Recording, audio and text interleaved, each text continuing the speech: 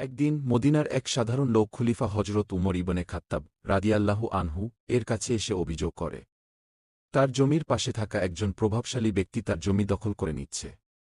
লোকটি গরিব এবং তার প্রভাবশালী প্রতিবেশীর বিরুদ্ধে কোনো পদক্ষেপ নিতে ভয় পাচ্ছিল। সে জানত যে হজরত উমর রাদিয়াল্লাহু আনহু অত্যন্ত ন্যায়বিচারপ্রিয় এবং নিরপেক্ষ।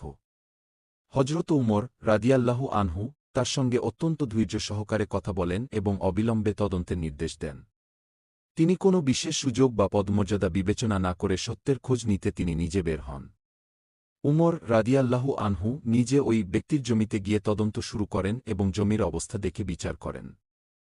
জমি পরিমাপ করে তিনি প্রমাণ পান যে প্রভাবশালী ব্যক্তিটি সত্যিই গরিব লোকটির জমি দখল করেছে। তখনই উমর রাদিয়াল্লাহু আনহু সেই প্রভাবশালী ব্যক্তিকে তিরস্কার করেন এবং তার জমি গরিবের কাছে ফিরিয়ে দেওয়ার নির্দেশ দেন। তিনি বলেন, আল্লাহর কাছে তুমি এবং তোমার কাজের জন্য